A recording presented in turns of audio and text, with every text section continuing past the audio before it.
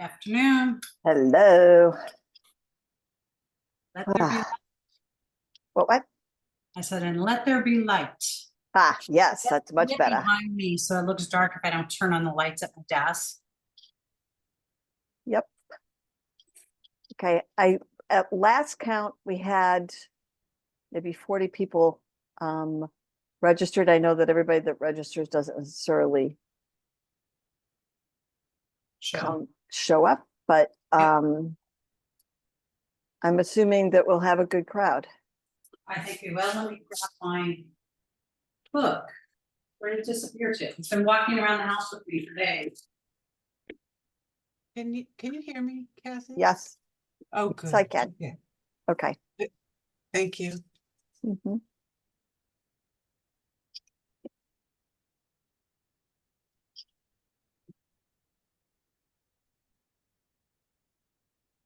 So, I am guessing that most of the people here have already done this, but I put in the chat the link to sign up for the referral directory and to take the survey, so that as Melinda and I do planning for the future, that we are planning on for things that are what you guys want. So if you haven't already done that, can you take a moment and do it, please, while I clear my throat? It's I'm not seeing it in the chat yet. I'm not either. I think that it only shows up if it's in there after you show up. So you may have put it in early. If you put it there, I'll copy it and keep posting it as people come in. There we go. Okay, I'm going to cough again. There, how's my, no. I'll mute myself again and then come back on when I can talk. You're going to be okay, I hope.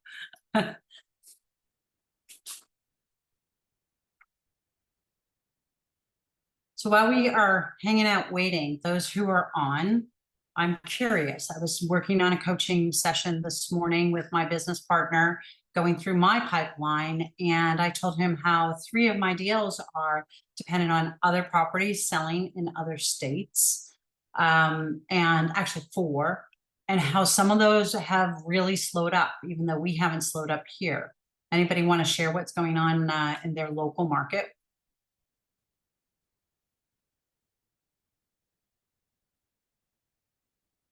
Everybody's quiet. That's okay. I caught the tail end. Hello. Yeah, Paula, I was curious, just like Hey, what's going on in your local market. Tell us while we're just waiting for people to catch up, because it's just barely 2 o'clock. Okay, sure. Which market that is. So let me turn my camera on. It's rude to talk without my camera on. Hey everybody. So hey. So here I am in Maryland, Howard County, and I actually my client's property just sold this past Thursday. So it is still very much a seller's market here. We are still getting multiple offers. Properties are not staying on the market long. Once I listed her property, it was under contract. Honestly, in less than 5 days, we had to finish out a few little pieces, but day 5, we had a ratified contract. And it was over list price. So we are still saying that. I will say, however, that even though we're seeing multiple offers, instead of seeing like 8 or 10, it has dropped down to maybe 3 or 4. Yeah. And the over list price, instead of being like, I don't know, 20, 30, 40, 50 and outrageously, hers was over by 10,000 more. I was able to get her 10,000 more. So that's what we're looking like here. It's funny you say Maryland, because I got a message right before here that my client, Northern Virginia, Norfolk area, had closed. That's the one of the four that has come through, whereas the other three, one's in Washington, Oak Harbor, which is like Whidbey Island. One is Redlands, California, which is east of here. And the other one, I'm trying to even remember where it is, but all three markets, they weren't getting what they expected off of it. So it's interesting how it like trickles. It's still hot here in Southern California for really priced property. Okay, yes. Lots of price Yes. reductions. Inventory is built, but it's still a seller's market, same. Yes. If you want to pop in, you guys, in the chat, feel free to share a little bit about what's going on in your market. Make sure you say where. It's 2:03, so Kathy's Yeah. probably ready to We're go gonna get now. rock and rolling, and I think We've I got can a talk. quorum of 20 people on Yeah. here, so we're gonna respect your time and move forward. This is the book. The format today will be, Kathy's got a few announcements and things to share. We'll start the first 20 minutes or so with a little bit of, Kathy's got some prepared discussion points, and then we'll open up discussion, take some notes, things like that. I, in full disclosure, have not finished it yet because it's one of those books I'm very actively reading with highlights and notes, so it takes me longer. And I'll say that what I found interesting for me is that I also saw this very much as a person. It's almost a personal development book too, because I turned 60 in January and I'm like, well, what next? What for the next 20 to 30 years? Because 40. I had to rethink in my brain. Kathy's doing the transition herself. Same thing. Like, what happens next in 5 years when I'm not selling actively, or will I sell actively? I think there's a lot of us, I'm at the tail end of the boomers that are figuring this out, because I thought I'd be retired by now. That was my plan. And I decided to go up and get divorced at age 50 or 49 and boom, changed my plan. So I think it's a very relevant book. I would even recommend it to some of your people in that over 55 age range. If you're giving a gift when you meet them or something, I think it's a good book for that too. So on that, Kathy, I'll let you take over. Okay, I'm going to do the announcements first. And the first one is, as I said, I have posted the link to put your information in to be in the referral directory, which I want to post. So far, we have 97 people that have responded out of 2,572. So less than 4%. I can do realtor math. And I really think that we want additional folks in there. And I think you want to be in there so that it's a matter of being able to get a direct phone call and not all the silly stuff online. And there's also questions in there about what are some things that you want to have covered, so that when Melinda and I are planning, we're actually planning to deliver things that are of value to you. The second announcement is— Hold up, Kathy. I want to speak on the referral directory. I think most of you guys know this is a passion of mine and why I was involved in the group to begin with. And you may have also seen a few of my comments that don't seem exceptionally nice. And it didn't revolve on anybody that's on this call, but there's been some requests for referrals, and some of the referral fan clubs have infiltrated, even though I know a lot of them, have infiltrated our groups. And I will not tolerate it. If you're not passionately serving seniors, that this isn't a general referral group. So I see a day that we may change the rules and we may go to the directory. So I encourage you to take the time to fill out the directory. Okay. Public service announcement number 2. Public service announcement number 3 is that Melinda and I have been toying for 2 years and 3 months about what else we want to do besides having the monthly mastermind and the referral network for this group. And we are now one of like 6 different groups and masterminds, et cetera, et cetera. We have an affiliation with Catherine Ambrose's The Senior Call in the Morning. We have loose affiliations with some of the SRES ones and with Nikki Buckaloo.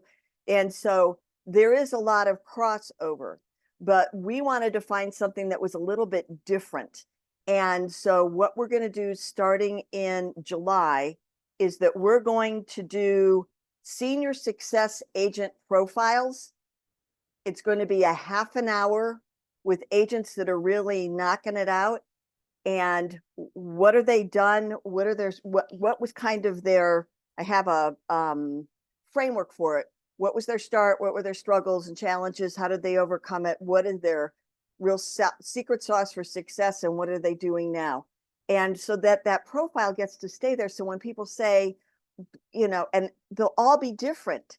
And so when people say, what does the serving seniors look like? We will have a catalog of models that people are using to be successful so that you can go listen to them and think it through when you're trying to figure out what your avatar really look like. And do I really want to dig deep in here or do I want to broaden it a little bit? And so we're really excited to get that started. We have, I think, 3 to 4 months of folks to get started. And we'll announce that in the next couple of weeks with a whole lineup. So it'll be the second Tuesday at 1 o'clock in the afternoon for me. I'm in Dallas, do the math, 2, 1, 12, 11. And so that it will be the 9th of July. We're kind of questioning about August since it comes around the first day of KW's mega camp, whether we want to push it. But we'll come up with a plan, we'll come up with the dates, we'll come up with events, put events in the system so that people are all geared up for it. And of course, yes, we will record them. Yes, we will post them because having that library is, I think, just going to be wonderful. So those are the announcements. And now I'm going to do a screen share. Wait, there's one more that we probably should have you mark your calendars for those of you who are Keller Williams or in the Austin area. We will be having a live early morning. We were still working on the location, early morning live networking session, masterminding session, and that will be on August 13th, approximately 7 a.m. So please mark your calendars. We'll try to finish it up 8-ish so you can get over to the regular programming. It's very hard to do something at these big events that don't have competing things. So spread the word. We'll open up reservations. It will be first come, first serve for that. There will be a fee that just covers, coffee and a basic breakfast, whatever we're able to negotiate, whether you just drink coffee or not. It's part of us getting it organized for you. And we will have some small groups as well. We hope if we can get the right venue. We're trying to make the venue close to the convention center in the Fairmont where a lot of the people are staying. Okay.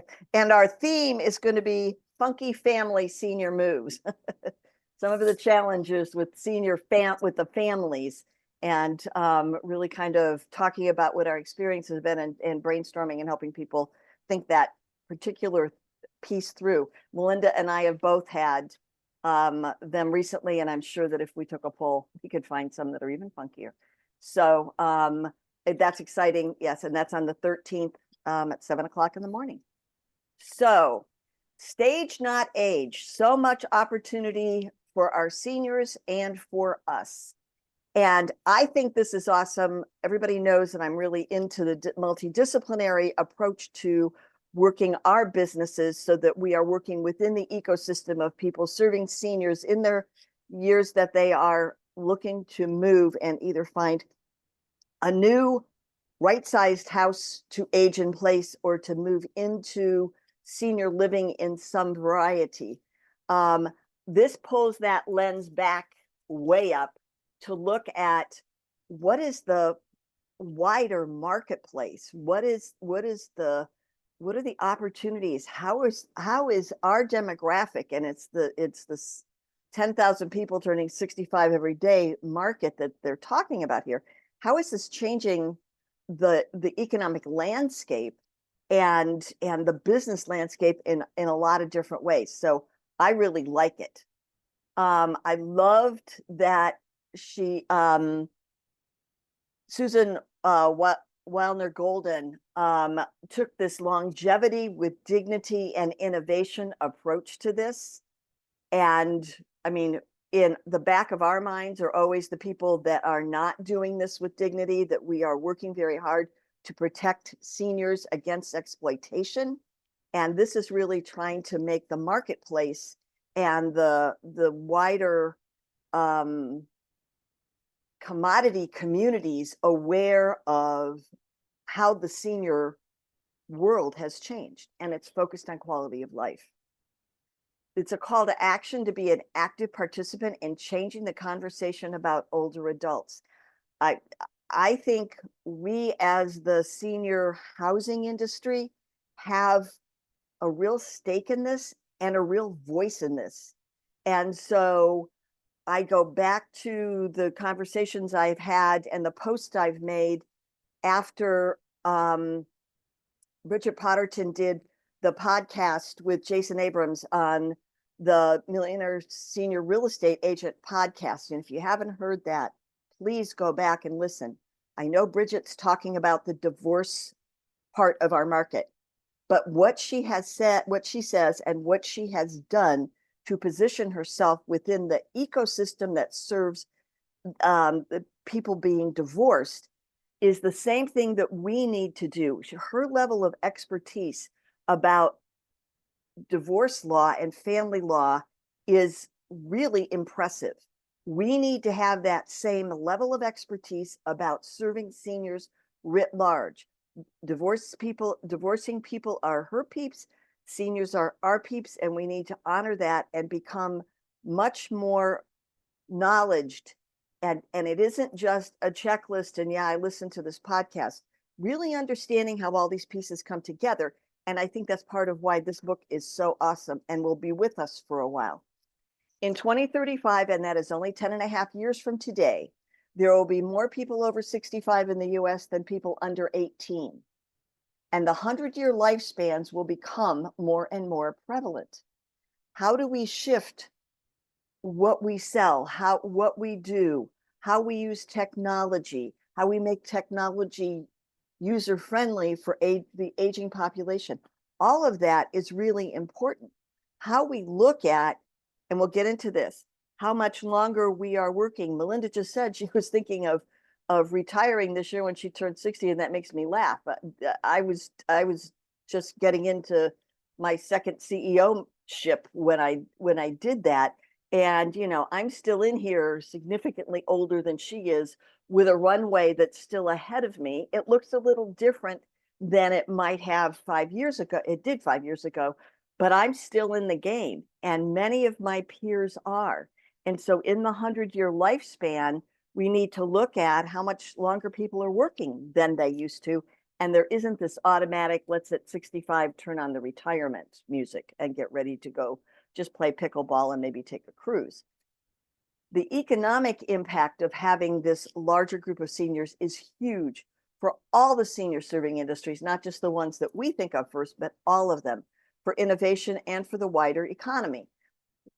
People that are 50 plus count for about 50% of consumer spending and 83% of household wealth. That means in the next, and I don't remember, I'm taking notes while I was listening to her talk in another podcast, but $8.6 trillion over the next, let's call it 10 years, because that's what she was talking about before, $8.6 trillion spending in the US alone. Now, one of her core pieces, and one that we talk about a lot when we are talking about who is it that's our avatar that we serve, is age is just a number now. We need to look at the person's level of functioning on a number of different levels, not just how old they are, whether they're still working or not, whether they own the home outright, whether they have health and medical issues, but to really broaden and listen differently for what the seniors need. We need to name and define in a new way what old means.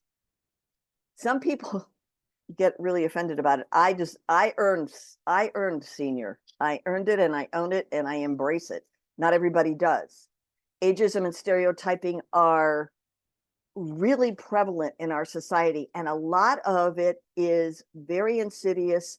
It's very embedded in the culture. It needs to have questions asked. It doesn't need needs a pushback, but it needs a gentle probing pushback that allows people to open it up and look at it differently, instead of it being something that you reject, but you just really see that progress through the lifespan differently.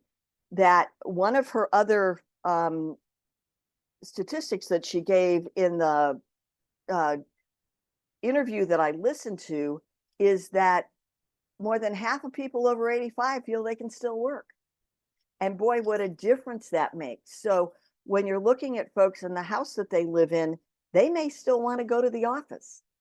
They may have a need to work out of their home and have technology be part of that.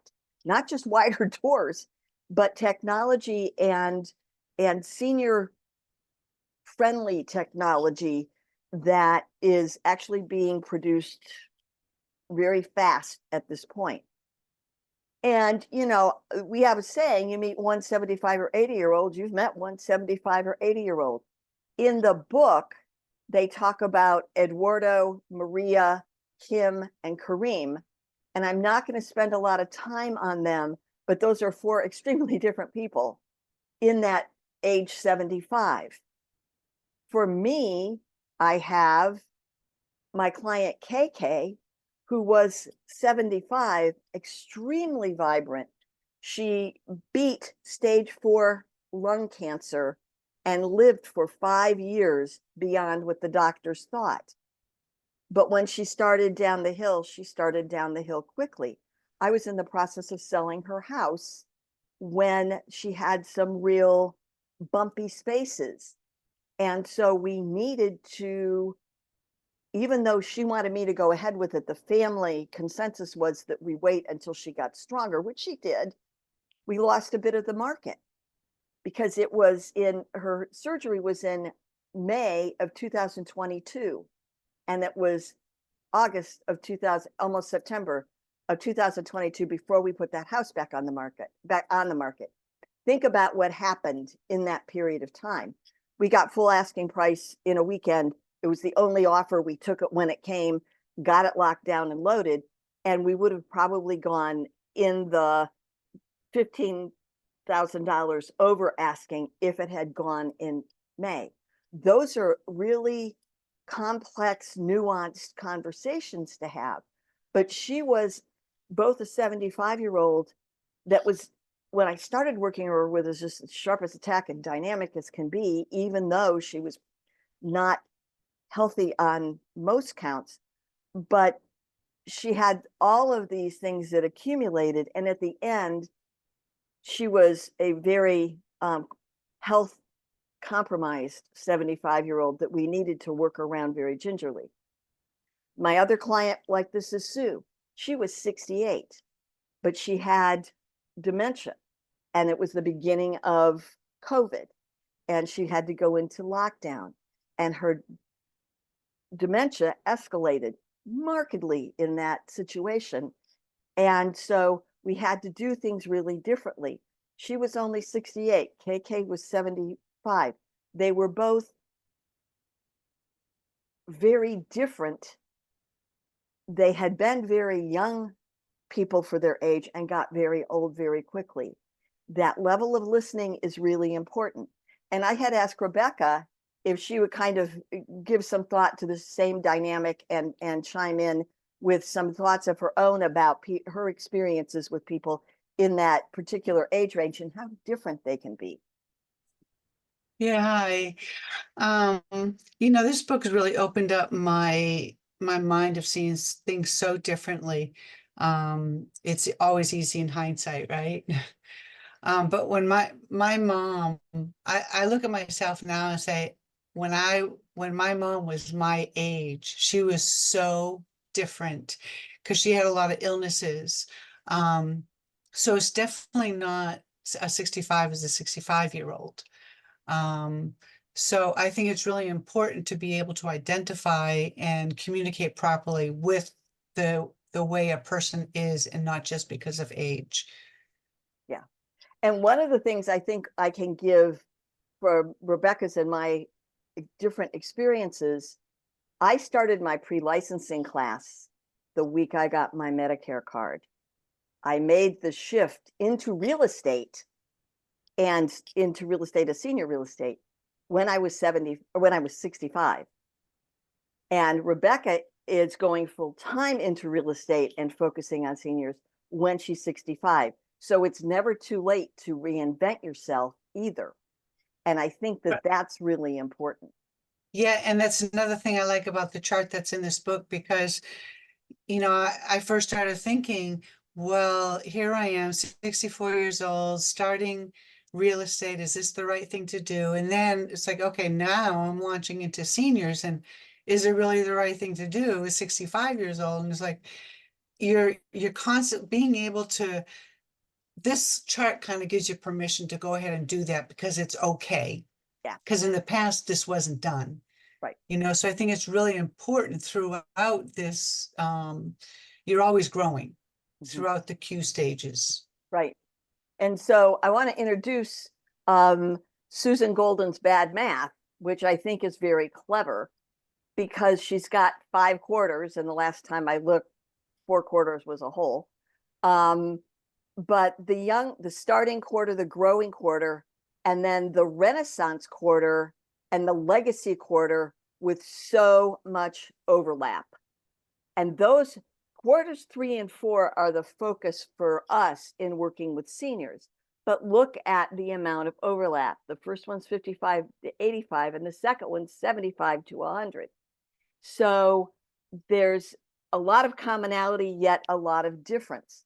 And that one of the eye-opening things for me, and there's a place at the end for everybody to put ahas and insights. We'll share them, and I'll put them in the slides so that we can share them with the rest of the group. But that one of my biggest ahas was the number of people. I think of things in terms of my viewpoint, and at 72, the number of people that'll be 100 will be more than there used to be, but it's not going to be huge. But for Jose, at his age, the number of people that will live to be 100 is much higher. And so to be able to think about that when we think about, for those of you that are not in your 60s and 70s, as you're building this business, you have opportunity all over the place, and you have to begin to think really differently about where your clients are going to live and what they're going to need. This chart takes it what the tasks are and what the stages are within these quarters. And again, looking at quarters 3 and 4, just for the sake of time, repurposing. I mean, that's what I did. That's what Rebecca did in our mid-60s. And I am slightly doing it again by nuancing when I'm doing it in my early 70s. And I will continue to iterate that, because what I wanted to do and what my goals were at the beginning of my real estate career are changing. So I can repurpose. There's a lot of people that come in as a sidepreneur, or I call a seniorpreneur, which is over 62, my definition, that just wants to keep on working, isn't going to quit, has so much more to contribute, and probably needs to make some more money because they're going to live to 99. Okay. We have the renaissance of all of the technology that is being developed. And then we could have this whole AI conversation, but we can have that at a different time. And to look at what is in entrepreneurial and in development in the entrepreneurial space around technology, and how that's going to change healthcare and medication and diagnoses, and reduce the severity of different diseases and the limitations they pose on people. What we know about caregiving and how that goes back, and actually that's one that goes back to quarter 2, because so many of adult children are caretaking for their senior parents, but yet senior partners are caretaking, and then there's the people that we pay for it. The other thing that struck me in her work is, because it is so near and dear to my heart, is the whole concept of continuous learning and the need to keep. I just said, I look at the world through my lens as a middle boomer and an early middle boomer, and I need to keep broadening that and listening to what else is going on in the world. Not that I need to know all the pop stars and know all the names of all the music that's going on, because that's way out of my wheelhouse. But I do need to know things like what else is going on in this, in exactly what we're talking about. What is the marketplace going to look like as I continue to age, because it affects me individually, and it affects our business as a system. And then keep experimenting. And when I was talking to, most of you know that Ellen Goodwin at Artifacts is a good friend of mine, and they were exhibitors at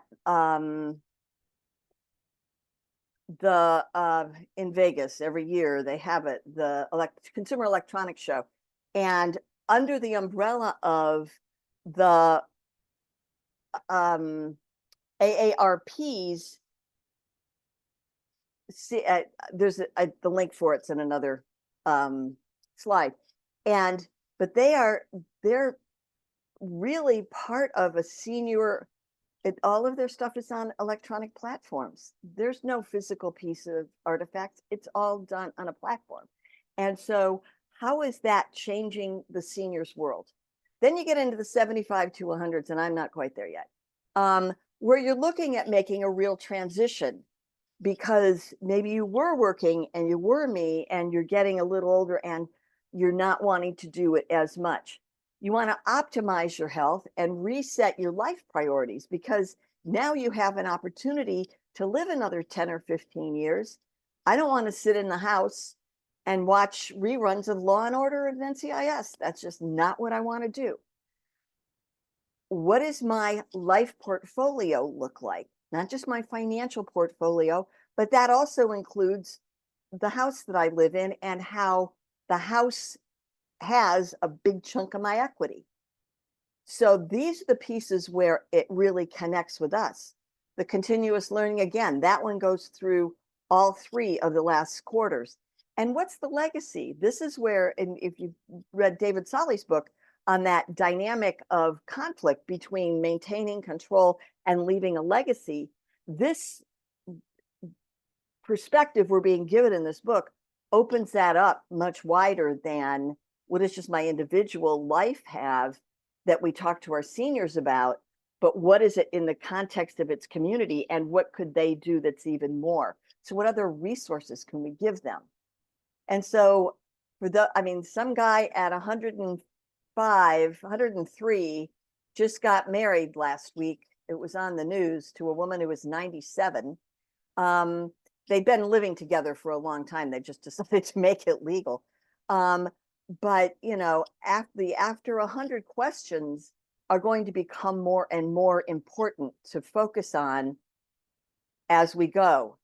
So this is the one I had before that I was going to bring out, just because this is stages for us, and it really shows it, that the work that they have to do, we need to be conscious of it.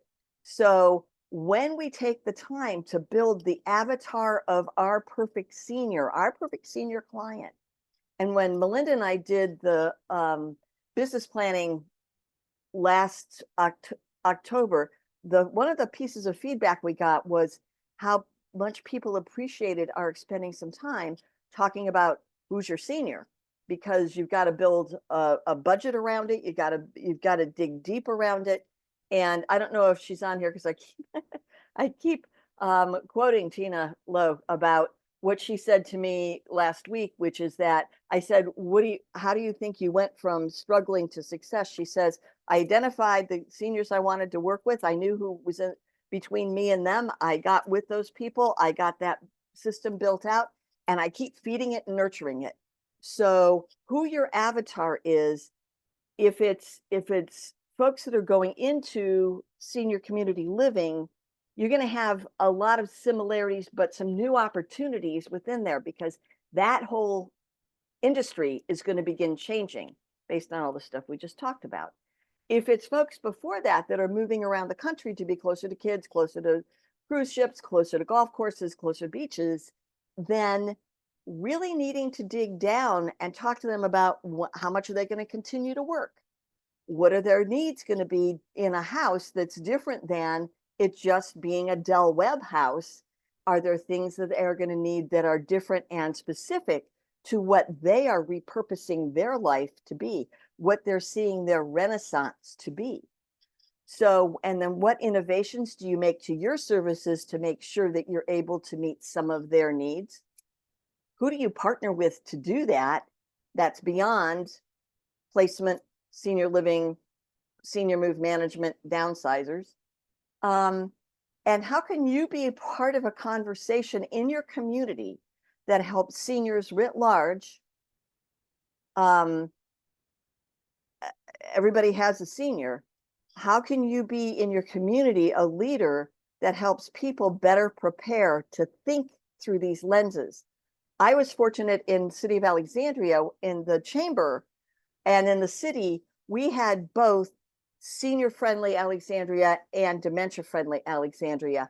And so there was, within the city of Alexandria, a real concerted effort to do things like have areas, a restaurant with better lighting, have some of their menus with slightly larger font, because there's nothing smaller than a restaurant font. They've got a whole lot of stuff on the menu. How do you, what is the walkways? I mean, the city of Alexandria has streets that are 350 years old and they're cobblestone and they're really difficult. So what are some of those things that you got to think about in the community? And how can we be part of those conversations in the broader community? Because we bring the expertise around seniors, and it then positions us to have people call us when housing is one of those issues. And one of the things that she said, Susan said in the other interview that I watched, that resonates with us, and I don't know if Felicia's on the call or not, but Felicia Saracino from Naples says this all the time: words matter. She's talking about our vocabulary around understanding senior, the senior industries and the senior care. And I agree with that. Those words matter, and those understanding the nuances as some of that changes is going to matter. But words also matter when we're talking to seniors, and that we not have any biases and that ageism kind of that are so ingrained with us, because for some people, this is really revolutionary stuff. For some, for us, we talk about it every day. But for some people, so that we have language to be able to ask questions of people that are non-intrusive questions about, do you think, can you foresee a time when aging in this way might be different? Can you foresee a time when seniors may want to go participate in activities that we never would have thought of before, so that you guide them into it rather, and guide your seniors into it. And just because someone's going to go live in an assisted living doesn't mean that they're never going to have a life anymore. So to give your clients your full attention and listen to understand, rather than to get to the next question, get to the next question, get to the next question, which we get into that checklisty, transactional kind of mindset. I love this: longevity plus health span equals opportunity. Yes, it means opportunity for us as people that work with seniors, and that's what we're here for. And we're here to talk about our businesses, but the opportunities for seniors, and to make sure that we're seeing that first for the seniors and second for us, understanding seeing it for us as a context in which we serve seniors differently.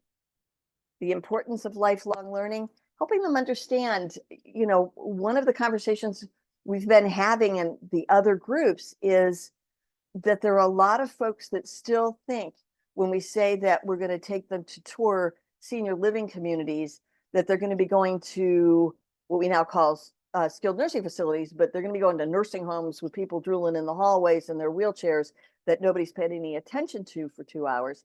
And that isn't what most of the communities that we interact with.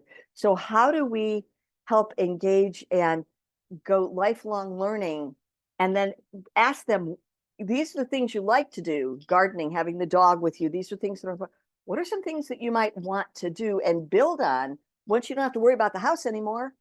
And you can start expanding your interest and your mind. What are some of those things? Because I want to make sure that the places we're talking to will be able to accommodate that for you as well. How do you pay for a 90-year-old life or a 100-year-old life or a 102-year-old life? It's really different. Social Security was based on retiring at 62, and that's not happening. And yeah, we have some concerns about the trust fund, and we should have some concerns about the trust fund. But we also need to have concerns about how people continue to engage in the community, because it's when we get withdrawn and people begin to have loneliness and are really pulled away from community, and they also then have the bad diet. I mean, both my aunt and my stepmother both needed to go into assisted living, not because they didn't have companionship. My aunt had my uncle who had never cooked until she got sick ever in his life. And so the food was basic, and he would really get with the kids. Would he think I am stupid? But the nutrition that she was getting, because she didn't like to eat what he was cooking, and so she wasn't eating. And so she kept declining when she didn't have to. My stepmother, the same way. She had 24-hour care, but she was isolated, and she only had them to talk to.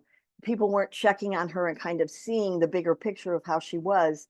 And her nutrition was not really good, because I knew about her being a picky eater for years.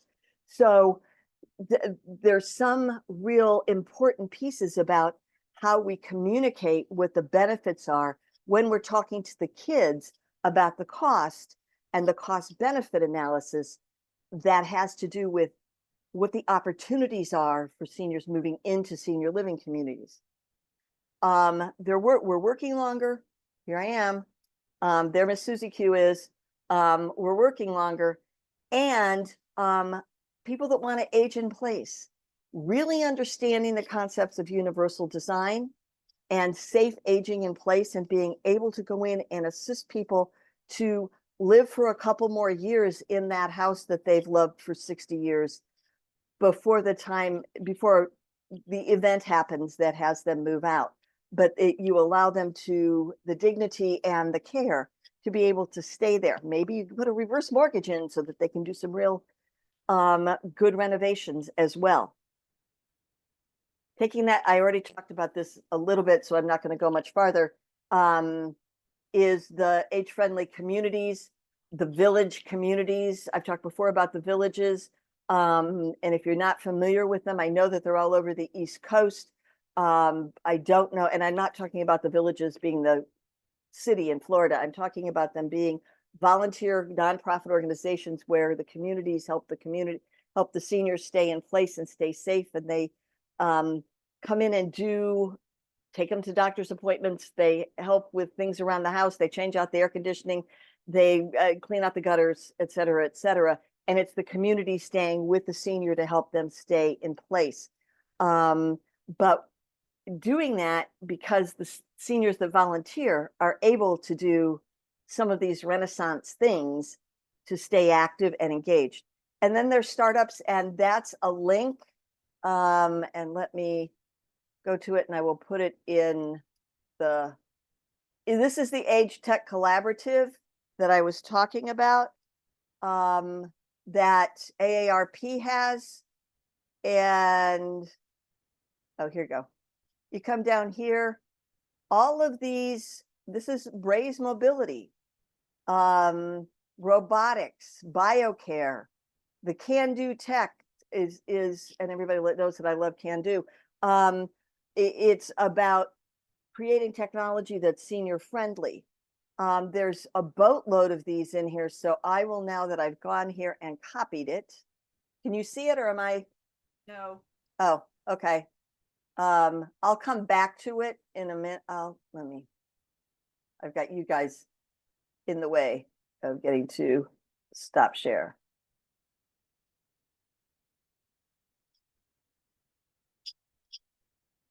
Share screen. There we go. It's the Age Tech Collaborative from AARP. And these are all startups that you can click into it. There's like 40 of them,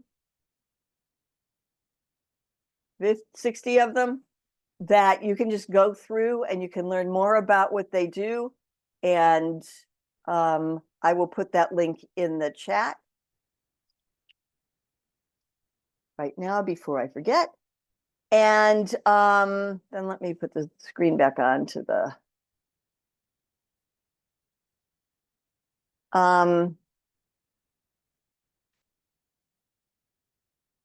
and then that senior housing implications. This is actually a really small piece of all of this, but it's an important piece for us. How many homes are they going to own? Are they going to begin investing? I mean, usually when you get to my age, people are talking about being very cautious on how we invest to make sure that you're not going to get ruined in the market. But, you know, is it a time for it? I know I have this conversation with my husband a lot. Is it time for us to look at a second home? Is it time for us to look at a rental property? We've had several in the past. We have chosen not to continue that route because toilets, trash, and tenants, and cash flow. But is it time for us to look at that again so that we look at something a little smaller? We upsized when we moved. And if one of us would go, I don't think 2,800 square feet is what either one of us has in mind. So do we want to have a smaller home in our community with tenants that we could then age into? Technology for in-home self-care for work, side and seniorpreneur opportunities, home safety is a real piece. And on Catherine's call, we talk a lot and bring the OTs in and the aging in place specialists in about being able to do home safety analyses for people. Home sharing, which I was talking with somebody, I don't know, Pat, if you're on this call, you and I were talking about this earlier today. Home sharing is a huge piece where, you know, you can have the Golden Girls model, or you can have multi-generational models, or you can have it so that you have college kids come in, graduate students usually, to live with you, to so somebody in the house, and it offsets expenses. And broader partnerships for us, what are they? Because that's all what the future is, the future for us and the future for our seniors. So what are your guys? That was kind of my analysis of the book and the cogent points for us. What were some of the ahas and takeaways, food for thought that you had when you went through it, Paula?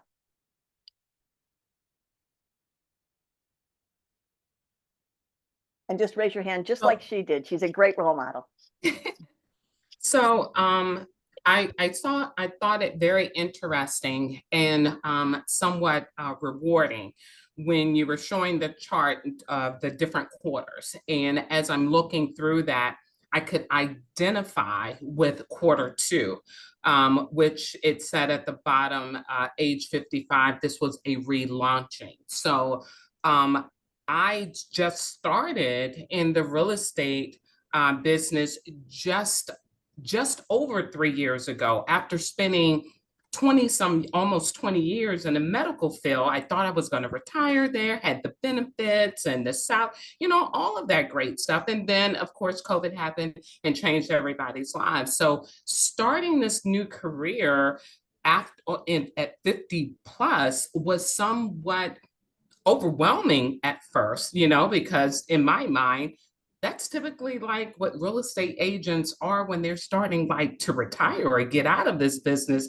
And then here I am starting it up just to find out, oh no, it is far beyond, you know, what I thought. And I'm listening to you, you're telling me you're over 60 and here I am, 55. And I'm like, wow, I can do this for another 10, 15, 20 years and still be very successful and look as wonderful as you and still have all this great energy. So it was enlightening and exciting. And so I just wanted to share that.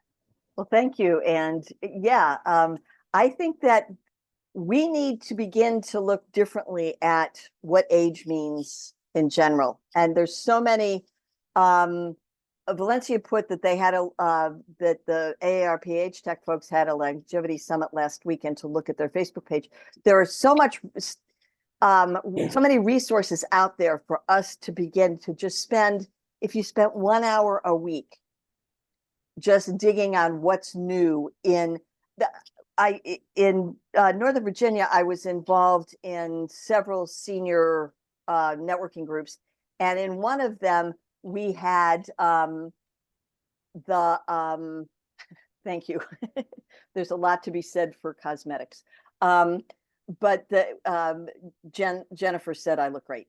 But we had a lot of tech that was able, and AI that was able to do things. The AI was just in its real infancy. It was about 5 years ago that was going on. But the tech for seniors is the ways that it can, for someone who lives alone, have a little robot bring things. I mean, you've got robots that vacuum your carpets. Get one that can deliver the pills. Get on a route. Put the pill schedule in, and the robot shows up to the chair side every 4 hours or whatever it is, and is able to dispense the meds without having somebody else have to come into the house, because there's all kinds of stuff that's going on. Okay, who else? Ahas, takeaways, food for thought. What blew your mind?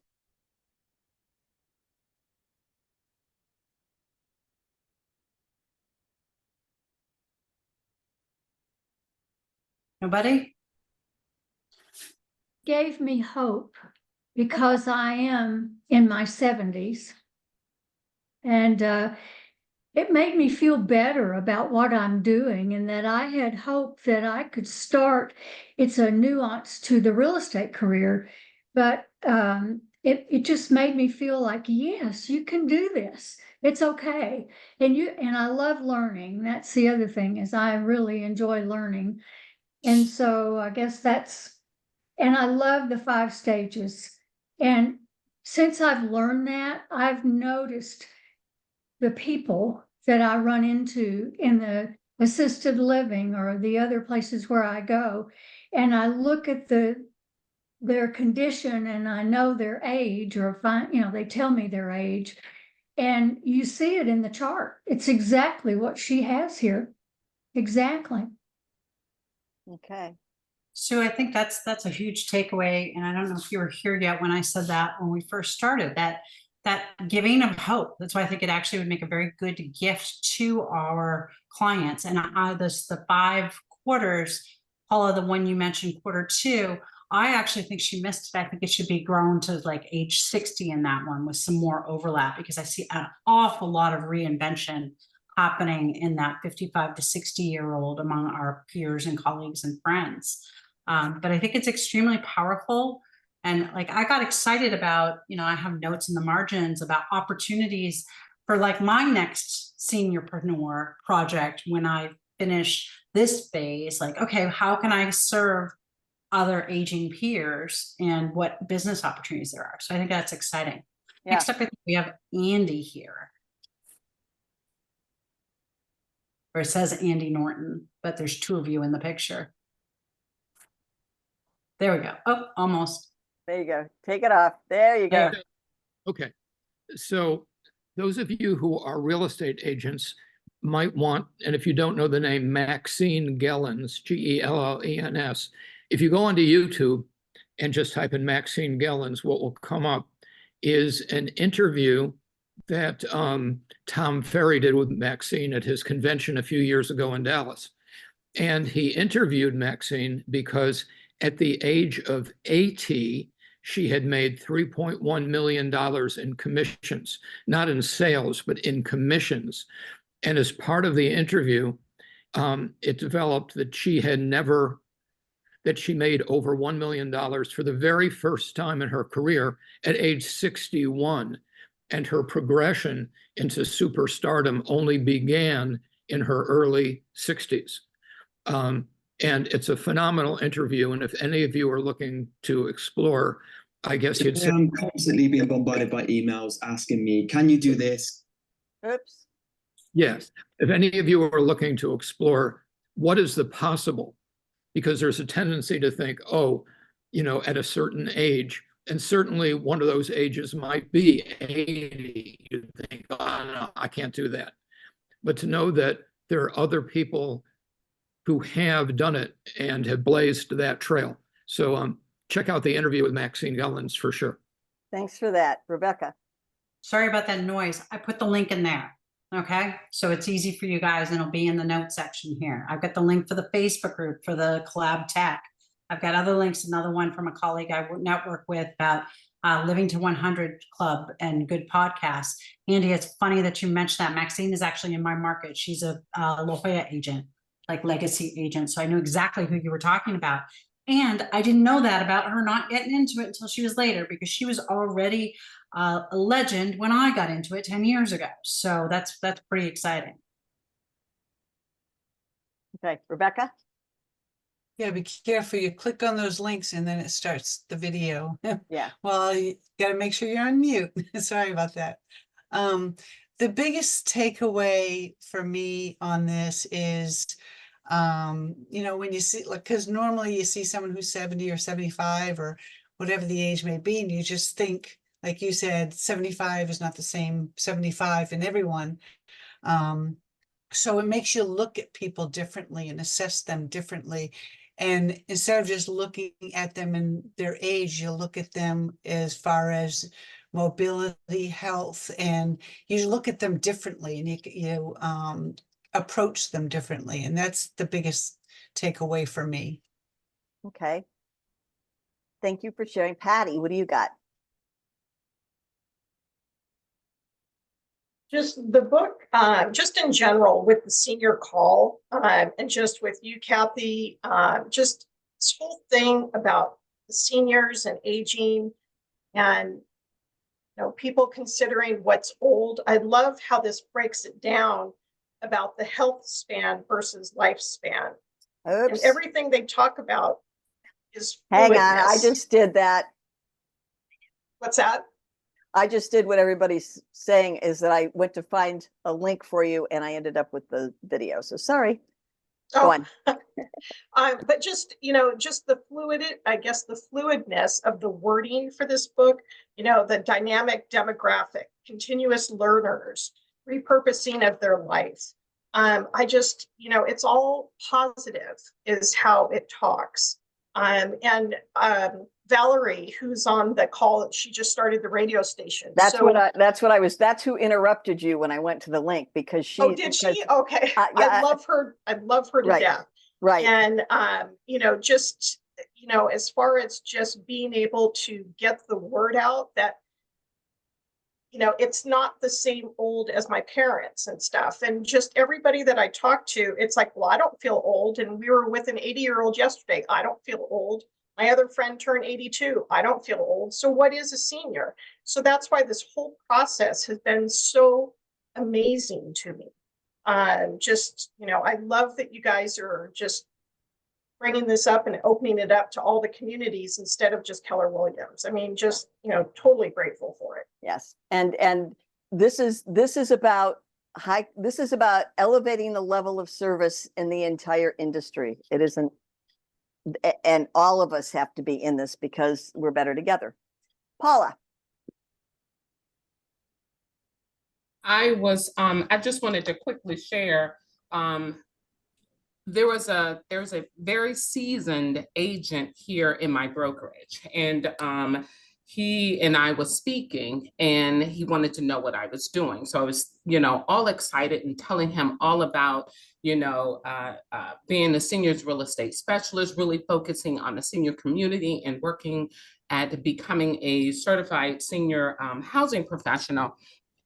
And as I'm doing all of my excitement of sharing all of this, his response to me was, don't pigeonhole yourself.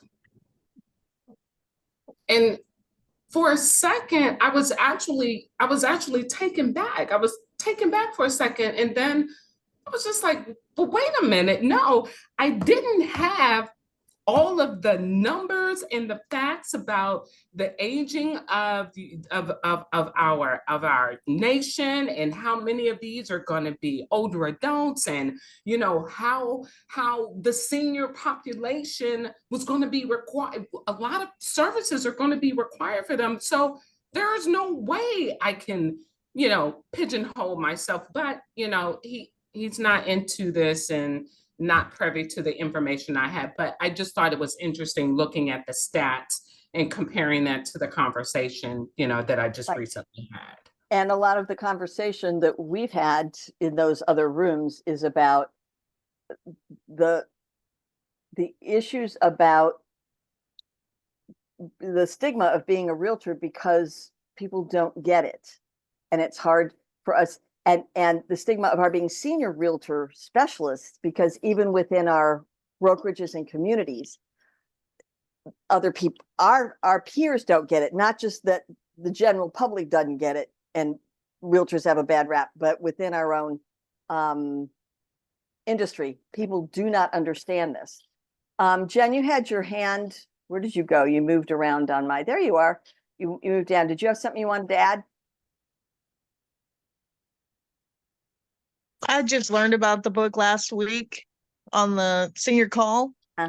And I started listening to it on Audible. I'm only on chapter 2, but I'm already realizing I should have read it a year ago, and I'm just learning so much. And lifespan versus health span is so helpful to just rearrange my brain in the way I'm thinking. And just the fact, I was showing a house last night or yesterday, and the man, his 72-year-old mom will be living with him. And he initially said he needs 2 bedrooms on the bottom if he gets 2-story. Then he said, well, she's fine. It won't really bother her to go up the stairs. She's 72. And I thought, I don't think, I mean, that could change in a day. And my dad's 78, but he's very healthy and he wouldn't have an issue with it. And just it just really got my wheels turning that you know, I can know one 72-year-old and not know every 72-year-old. And so anyway, it's just so eye-opening. I'm so grateful that the book was suggested for us. Yeah. Jen, on that exact note, I just recently toured a Lennar over 55 community, new here in San Diego, Rancho Bernardo area, Rancho Penasquitos. And I was shocked. They're building some 2-story homes. Now they're selling more slowly, but I'm like, why? But I have to believe that Lennar has put a lot of money into researching that and to getting it right. It'll be interesting to see. But it's partly because of this home sharing and things like that. There are things I would have done differently, but we have to be careful to think, oh, we just steer them to 1 story, a bad word, steering, when we're out showing property too. We've got to ask the questions 3 deep, like Cathy's slide said. Yeah. And I got news for you as someone who came from a 3-story townhouse on the East Coast to a 1 floor. There isn't a step in this house. It is a lot easier to maneuver in this house than it ever was with stairs. So Barb, you get to take us home. What you got? No, I was just thinking when she said that about the 2 stories, was it this book or another one that I read? They were saying how 2 stories are going to almost become obsolete because with the majority of people being over 65 and the few under 18, like you said, in 2035, that 2 stories won't even be a popular style home. That, you know, that, and besides that, we have so much stuff that as seniors get rid of their stuff and all the few, you know, younger ones coming up, there's just going to be a lot of stuff that you won't be able to get rid of, that estate sales are already having problems trying to sell. It brings on a whole new set of thinking. Yeah. Thanks for this recommendation. I've read it before and I read it again. So thanks. I needed to. And I agree with Valencia. I had listened to it in the car, and you're listening to it in the car, and it's, yeah, cool. Oh yeah, I understand. And you get home and you have no idea of what she said because you knew that I knew that I was on this particular road when I was listening to it, but I don't remember the particulars.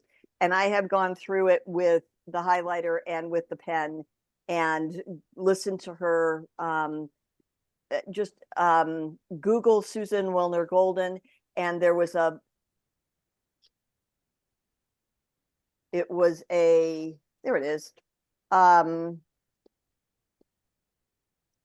London Aging 2.0 that did an interview with her about the book that she was able to open up and unpack a couple of other things.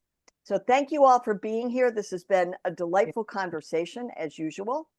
Do we have next month's? We planned it, but I Oh, don't have- we decided to do. I have two different things written down. So stay tuned for the announcement when Melinda and I get our act together. The announcement on that, and the announcement, because the August meeting is, if there is one, it's a secondary meeting with the takeaways from Mega Camp if that happens. But there is no regular meeting in August, and then we'll let you know what September is. But the real exciting part is that the first of the Melinda and I, Kate, we did this. This was truly a joint effort.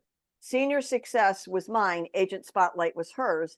Senior Success, Agent Spotlight, which will be in June. And I'm taking founder's prerogative, and I'm going to tell my story because I think it, especially as I move out of more active production, I think it has, I want that some way memorialized. And this is a great way to do it as a teaching, because I learned so much that I would love to have you not have some of the lessons Learning learned. curve. Yeah. So learning I want to curve. mark this moment right now, those of you witnessing. The first of those spotlights is actually July. Oh, July. Right. We already July passed 9th. the first Tuesday of June. And Okay. the July Mastermind is July 22nd. Where we're, well, I don't have the topic on it. I have, we changed the topic, Cathi, but July. Right, we had talked about changing it to exploitation. Yes, to exploitation, correct. Okay, Senior so I think exploitation. fraud and exploitation is Fraud probably and going to be what it is. exploitation. So that's where we're going with it. Mark all your dates. And thank you all. And the reason I made a point of that is Cathi is the one who keeps us on track with the details and the links, as you can I tell. screwed that up. And that's why I It's had to July. chuckle, because she never messes that up. July Okay. 9th. Thank you, Okay. everybody, for participating, and those who stuck with us through to the after end. Yes, good to see your faces. And if anybody wants a good laugh, follow Jose on Facebook. Oh my gosh, Jose, who overtook your account? He's having fun selling real estate in South Florida where it's raining. So be good, everybody. Thank you so much, All right, ladies. thank you. Have a good one. Bye. Okay, God bless. Bye. Bye.